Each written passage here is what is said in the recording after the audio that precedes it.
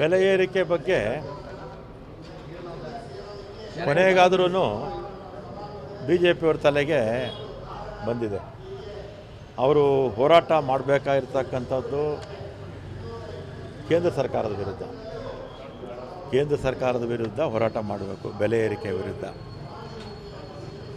ಸಸ್ಯಾಹಾರಿ ಹೋಟೆಲ್ಸಲ್ಲಿ ಒಟ್ಟು ನಮ್ಮ ದೇಶದಲ್ಲಿ 57% ಬೆಲೆ ಜಾಸ್ತಿ ಆಗಿದೆ. ಆಮೇಲೆ ತರಕಾರಿ ಮತ್ತು ಬೇಳೆದು 1.5 ಪಟ್ಟು ಜಾಸ್ತಿ ಆಗಿದೆ. ಆಮೇಲೆ ಪೆಟ್ರೋಲು, ಡೀಸಲ್ಲು ಒಟ್ಟು ನಮ್ಮ ದೇಶದಲ್ಲಿ ಕಲೆಕ್ಟ್ ಆಗಿರೋದು ಎಷ್ಟು ಗೊತ್ತಾ? ಸೆಸ್ಸು 36,58,000 ಕೋಟಿ.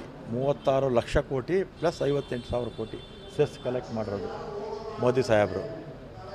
ಆಮೇಲೆ ಆರೋಗ್ಯ ಇಲಾಖೆಗೆ ಸಂಬಂಧಪಟ್ಟಾಗೆ ಮೆಡಿಸಿನ್ಸ್ ಮೇಲೆ, ಔಷಧಿಗಳ ಮೇಲೆ 12% ಜಾಸ್ತಿ ಮಾಡಿದ್ದಾರೆ ಕೇಂದ್ರ ಸರ್ಕಾರ ಇದೆಲ್ಲ.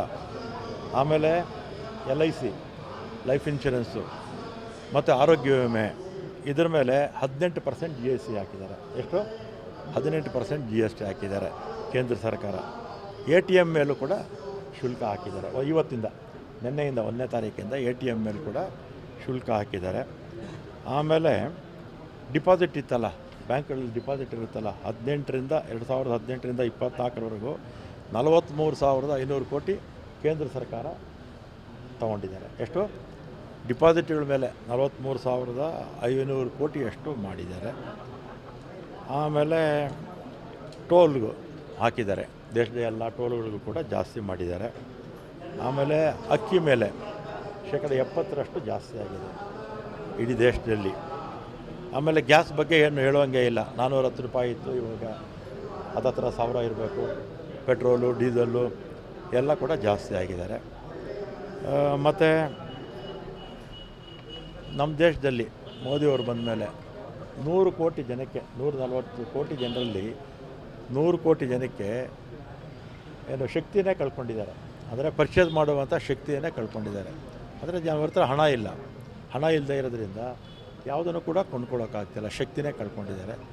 ಇದು ಮೋದಿಯವರ 11 ವರ್ಷಗಳ ಸಾಧನೆ, BJP ಪಕ್ಷದ 11 ವರ್ಷಗಳ ಸಾಧನೆ. ಇದ್ರ ವಿರುದ್ಧ BJP ಅವರು ಹೋರಾಟ ಮಾಡಬೇಕು, ನಮ್ಮ ವಿರುದ್ಧ ಅಲ್ಲ. BJP ಅವರು ಹೋರಾಟ ಮಾಡಬೇಕಾಗಿರ್ತಕ್ಕಂಥದ್ದು ಕೇಂದ್ರ ಸರ್ಕಾರದ ವಿರುದ್ಧ, ನಮ್ಮ ವಿರುದ್ಧ ಅಲ್ಲ.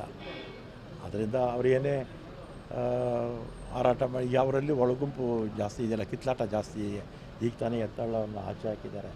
ಯತ್ನಾಳವ್ರನ್ನ ಆಚೆ ಹಾಕಿದ್ರು ಕೂಡ ಇನ್ನೂ ಅವ್ರ ಜೊತೇಲಿ ಇರ್ತಕ್ಕಂಥವ್ರು ನಾವು ಯಾವಾಗಲೂ ಯತ್ನಾಳವ್ರ ಜೊತೇಲಿ ಇರ್ತೀವಿ, ಬೆಂಬಲ ಕೊಡ್ತೀವಿ ಅಂತ ಹೇಳಿದ್ದಾರೆ. ಅದನ್ನು ಮರೆಮಾಚೋದಕ್ಕೆ ಇವತ್ತು ಈ ಬೆಲೆ ಏರಿಕೆ ವಿರುದ್ಧ ಅಂತ ನಾಟಕ ಮಾಡ್ತಾಯಿದ್ದಾರೆ. 18 ಜನ ಶಾಸಕರನ್ನ ಸಸ್ಪೆಂಡ್ ಮಾಡಿದರೆ ವಿರುದ್ಧ ಪಿತೂರಿ ಇದೆ, ವಕ್ಫ್ ಮಸೂದೆ ಇದು ಮಾಡೋದಕ್ಕೆ, ಜೊತೆಗೆ ಇವರು ಒಂದು ಕಾದರ್ ಅವರು ಮಂತ್ರಿ ಸ್ಥಾನ ಪಡೆಯೋದಕ್ಕೆ 18 ಜನರ ಮೇಲೆ ಈಗ 18 ಜನ ವಿಪಕ್ಷದ ಶಾಸಕರನ್ನು ಆಚೆ ಹಾಕಿದ್ರು. ಇದು TV ಗಳಲ್ಲಿ ಲೈವ್ ಬಂತಲ್ಲ, TV ಗಳಲ್ಲಿ ಎಲ್ಲ ಕಡೆ ಕೂಡ ಲೈವ್ ಬಂತು. ಇವರು ಹೋಗಿ ಸಭಾಪತಿ ಸ್ಥಾನದ ಹತ್ರ ಲೆಫ್ಟಲ್ಲಿ, ರೈಟಲ್ಲಿ, ಎಡಗಡೆ ಬಲಗಡೆ ನಿಂತಿದ್ರೋ ಇಲ್ವೋ ಅಲ್ವಾ? ಯಾವತ್ತನ ಈ ಥರದ ಹಿಸ್ಟ್ರಿ ನಮ್ಮ ವಿಧಾನಸಭೆ ಚರಿತ್ರೆಯಲ್ಲಿ ಈ ಥರ ಯಾರನ್ನ ಹೋಗಿ ವೇದಿಕೆ ಮೇಲೆ ಹತ್ತಿದ್ರ, ಸಭಾಪತಿ ಪೀಠದ ಮೇಲೆ ಹತ್ತಿದ್ರ? ನಾಚಿಕೆ ಆಗಬೇಕು ಅವ್ರಿಗೆ. ಈ ರೀತಿ ಸುಳ್ಳು ಆಪಾದನೆ ಮಾಡೋದಕ್ಕೆ ನಾಚಿಕೆ ಆಗಬೇಕು ಅವರಿಗೆ. CM ಸಿದ್ದರಾಮಯ್ಯ ಅವರು ಕೂಡ ಇವತ್ತು ದೆಹಲಿಗೆ ಹೋಗಿದ್ದಾರೆ. ದೆಹಲಿಗೆ ಕರ್ನಾಟಕ ಭವನ ಉದ್ಘಾಟನೆ ಇದೆ. ಕರ್ನಾಟಕ ಭವನದ ಹೊಸ ಕಟ್ಟಡದ ಉದ್ಘಾಟನೆ, ಅದಕ್ಕೆ ಹೋಗಿದ್ದಾರೆ. ದೆಹಲಿಗೆ ಹೋದಾಗ ಸಹಜವಾಗಿ ನಮ್ಮ ನಾಯಕರನ್ನೆಲ್ಲ ಮೀಟ್ ಮಾಡ್ಕೊಂಡು ಬರ್ತಾರೆ. ಅವ್ರು ಏನು ಮೀಟ್ ಮಾಡ್ತಾರೆ ಅನ್ನೋದನ್ನು ನೀವು ಅವ್ರನ್ನೇ ಕೇಳ್ಕೊಬೇಕು. ಹಲವಾರು ಜನರನ್ನ ಕೋಪ್ ಕೊಟ್ಟು ಸುಮ್ಮನೆ ತರಿಸ್ಕೊಡ್ತಾರೆ ಅಂತಕ್ಕಂಥದ್ದು ನನಗೆ ಅದ್ರ ಬಗ್ಗೆ ಮಾಹಿತಿ ಇಲ್ಲ.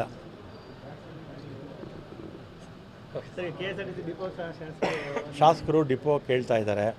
ಹಿಂದೆ ಬಸ್ ಸ್ಟ್ಯಾಂಡು ನಾನು ಸಾರಿಗೆ ಇಲಾಖೆ ಸಚಿವನಾಗಿದ್ದಾಗಲೇ ಗುದ್ಲಿ ಪೂಜೆ ಮಾಡಿದ್ವಿ, ಆಮೇಲೆ ಉದ್ಘಾಟನೆ ಆಯಿತದು. ಈಗ ಡಿಪೋ ನಗರ ಮಧ್ಯದಲ್ಲೇ ಎಲ್ಲ ಒಳ್ಳೆ ಜಾಗ ಕೊಡ್ತೀನಿ ಅಂತ ಹೇಳಿದ್ದಾರೆ. BMTC ಬಸ್ ಸ್ಟ್ಯಾಂಡ್ ಇದೆ, KSRTC ಬೇಕು ಅಂತ ಹೇಳ್ತಾ ಇದ್ದಾರೆ. ಜಾಗ ಕೊಟ್ಬಿಡಲಿ, ಆಮೇಲೆ ಮಾಡೋಣ.